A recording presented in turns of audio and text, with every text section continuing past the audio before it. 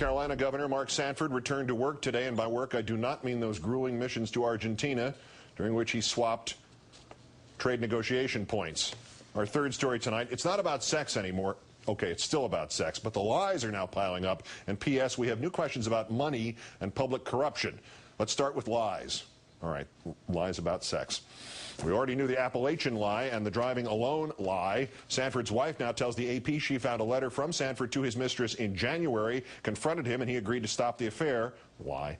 When she warned him this month not to visit his mistress, he said he needed time alone to write. Lie. In a statement yesterday, he said the purpose of his trip to Argentina last year was, quote, entirely professional and appropriate. Lie. And not just because of the sex. A spokesman says the trip was the State Commerce Department's idea. The Brazil leg, sure, but the legs in Argentina, entirely professional? The State Commerce Secretary invited Sanford on a personal side trip to Argentina, bird hunting, and Sanford then asked Commerce to arrange economic meetings there. The New York Times reporting a much lighter itinerary in Brazil, including a self-guided tour and dinner on your own.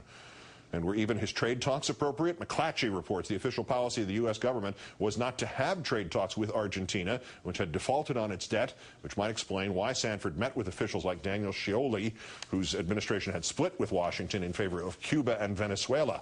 Sanford's office unable to provide a single achievement of his in Argentina, except, okay, the achievements about sex.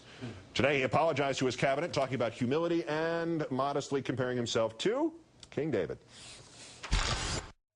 What I find interesting is the story of David and the way in which he fell mightily, fell in very, very significant ways, but then picked up the pieces and built from there. And it really began with, first of all, a larger quest that I think are well expressed in the book of Psalms on the notion of humility. Humility toward others, humility in one's own spirit. And I guess the larger context that Scott's alluding to in terms of me wanting to address you all is that the epicenter of the administrative team really rests with the cabinet.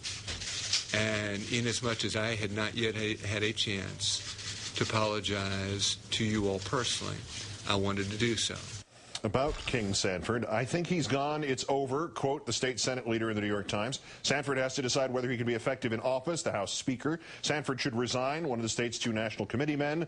One state senator calls for an investigation. Another asks whether failing to transfer power last week broke the law by itself. And those were just the Republicans. The upcoming Value Voters Summit no longer listing him as an invited speaker. In fact, only the National Party leader has an excuse for Sanford, worthy of the annals of time travel fiction. And Governor Sanford, it turns out, was driven over the edge by President Obama. This is almost like, I don't give a damn. Country's going to hell in a handbasket. I just want out of here. He had just tried to fight the stimulus money coming to South Carolina. He didn't want any part of it. He lost the battle. He said, what the hell? I mean, the federal government's taken over. What the hell? I want to enjoy life. The point is, there are a lot of people whose spirit is just, they're fed up and to hell with it. I don't even want to fight this anymore. It's just because I just want to get away from it.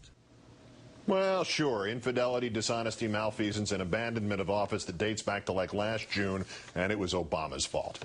I've got to say, given the impediments facing him, I didn't think somebody like Rush Limbaugh could jump the shark that cleanly and athletically, but he just did.